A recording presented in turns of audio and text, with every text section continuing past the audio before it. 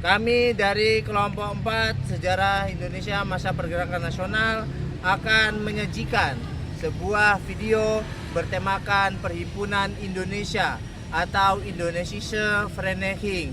Silakan disimak guys.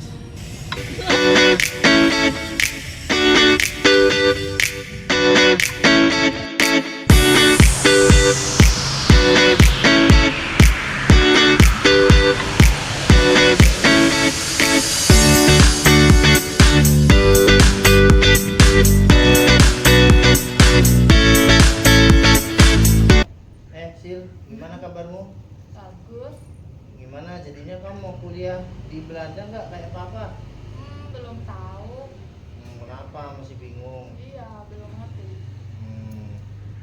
Dulu papa punya cerita loh waktu papa di Belanda. Oh ya? Ada namanya dulu papa ikut perkumpulan Indonesia. Nah terus itu ada sejarahnya pada zaman sejarah Indonesia Pergerakan Nasional. Jadi masyarakatnya nggak cuma ada namanya Perhimpunan Indonesia di Belanda. Jadi mahasiswanya itu tidak cuma ngobrol-ngobrol doang, kumpul-kumpul doang, tapi memikirkan masa depan Indonesia. Kamu tertarik nggak? Boleh. Coba panggil temanmu si Kamelia itu supaya kamu dapat gambaran. Dia kan udah kuliah di UNY. Nanti kamu bisa memutuskan kuliah di Belanda atau di UNY gitu. Boleh deh. Nanti aku kapan-kapan ajak Kamel makan. Ya, bagus. Hai. Halo, temannya Sylvia ya. Akan duduk ya. Ya. Ya, silakan. Gimana nih Sil? Dengar-dengar kamu mau kuliah di Belanda ya? Kan papa kamu dulunya alumni Sirau dari Belanda. Enggak deh kayaknya. Bosen sih sejarah. Kan belum dicoba, belum tahu lah. Dimakan dulu roti. Ayo, Makasih makan. Om. Oke ya Om. Tuh kalau ada Repot-repot minum. aja sih Om sama Iya itu Sylvia. ada kue dari Belanda itu. Wah, pasti Enak. enak. Terus gimana nih jadinya? Oh, project kita Ya. yang buat ini video materi anak SMA tentang sejarah Indonesia masa pergerakan, yaitu tentang Perhimpunan Indonesia. Aman lah itu mah. Itu bagaimana kalau Sylvia diajak juga gimana? Mau nggak Sil? Boleh deh. Biar nggak gabut juga di rumah. Nah, ide bagus itu. Jadi mumpung Sylvia baru lulusan SMA kan relate dengan materi tersebut. Ya, betul. Nah, terus nanti dia juga nggak gabut di rumah. Ya, biar nggak gabut. Yaudah, ini aja nanti.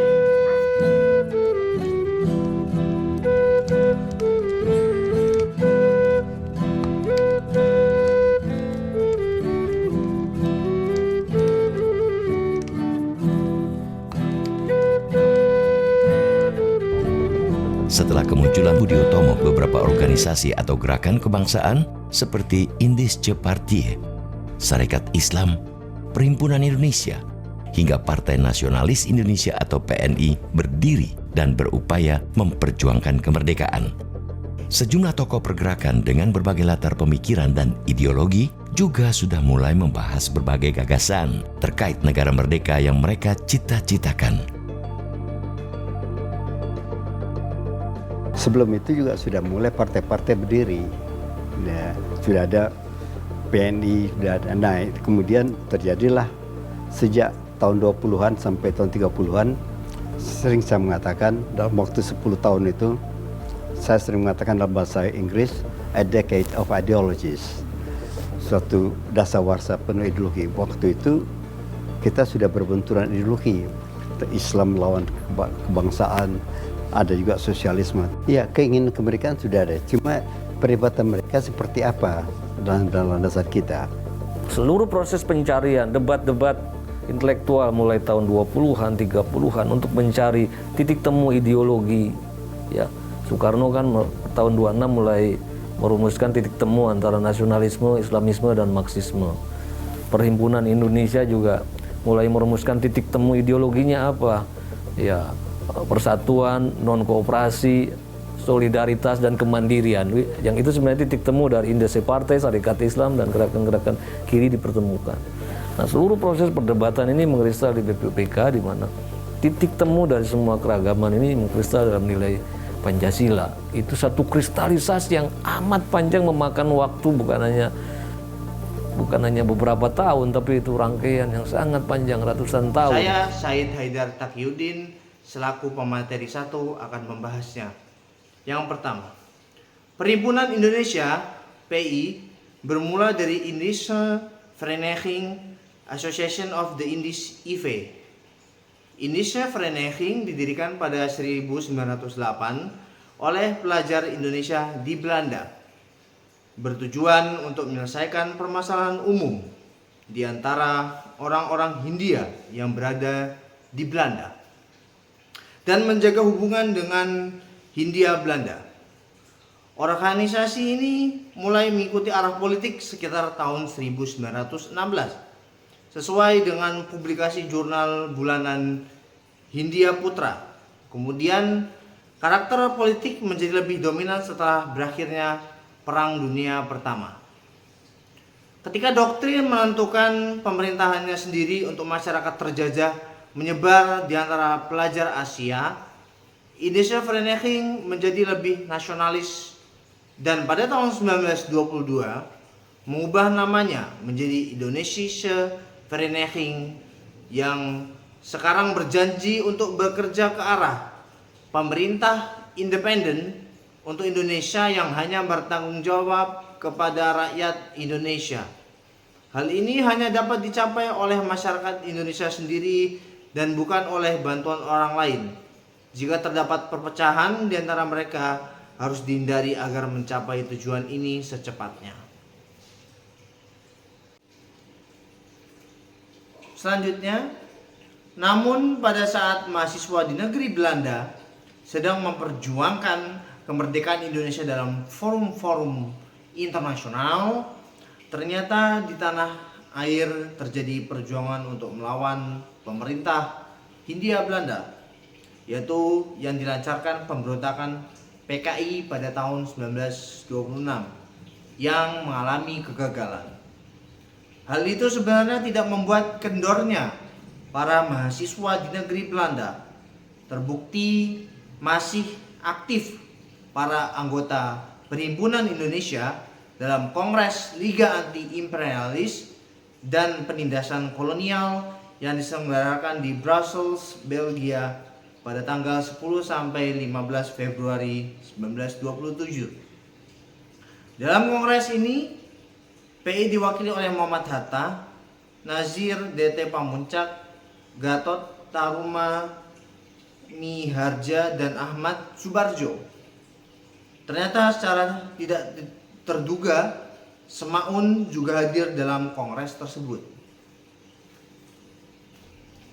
Setelah kita mengetahui berbagai dinamika, intrik, dan pasang surut dari Perhimpunan Indonesia, kita akan memberikan kesimpulannya supaya para pemirsa dan para penikmat sejarah, lebih khususnya para mahasiswa sejarah, mengerti akan pentingnya Perhimpunan Indonesia dalam perjuangan pergerakan nasional.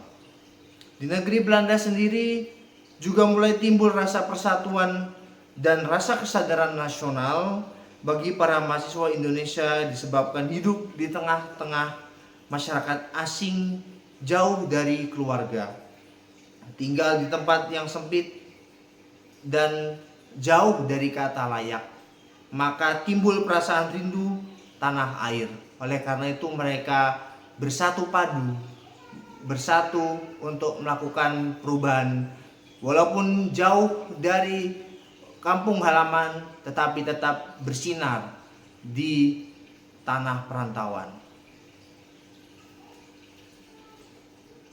Di negara Belanda sendiri juga mulai timbul rasa persatuan dan juga rasa kesadaran nasional bagi para mahasiswa Indonesia yang disebabkan dikarenakan kehidupan yang berada di tengah-tengah masyarakat asing yang tentunya jauh dari keluarga. Tinggal di tempat yang sempit, maka timbullah perasaan rindu terhadap tanah air. Faktor lain inilah yang berkaitan terhadap percepatan perubahan sifat pergerakan yang adalah pertemuan para pelajar. Hal ini menimbulkan rasa kebersamaan dan juga kekompakan dan meningkatnya rasa nasionalisme di Indonesia. Hal ini dapat dilihat juga dari adanya pertemuan antar pelajar Indonesia yang sudah berkeluarga dengan pelajar Indonesia yang belum menikah, di mana kediamannya dijadikan tempat bertukar gagasan, motivasi, serta sebagai wujud gotong royong dalam memperjuangkan kemerdekaan Indonesia di kancah internasional. Pemimpin-pemimpin yang termasuk penting dalam organisasi ini, contohnya ada Ahmad Subarjo, Sutomo, Herman Kartosusatro, Iwakusuma Sumantri, Sukiman Wijasanjoyo, dan juga yang terakhir ada Muhammad. Mohon mengerti bahwasannya terdapat kongres di Brussel atas pemberitahuan dari Muhammad Hatta, yakni pada saat bulan Desember tahun 1926, di mana mereka bertemu dan bertatap muka secara langsung. Nah, pertemuan ini diketahui oleh para pihak Belanda, di mana hal ini terbukti akibatnya Muhammad Hatta dan juga kawan-kawannya ditangkap oleh para pemerintah Belanda. Perjuangan para pemuda ini mengajarkan kita tentang arti pentingnya persatuan, semangat juang, dan juga pendidikan dalam meraih kemerdekaan. Perhimpunan Indonesia tidak hanya menjadi bagian dalam sejarah, tetapi juga inspirasi bagi kita semua untuk terus menjaga semangat nasionalisme dan mencintai tanah air Indonesia. Wah, akhirnya kamu mau juga ya ikut proyek bareng papa kamu. Iya, lumayan buat isi waktu luang. Asik juga nih, biar nanti kita kuliah bareng di UNY. Itu mah gampang, SNBP juga bisa. Sip, aku tunggu pokoknya mah. Kalau gitu aku pamit dulu ya, Sil. Ya, bye.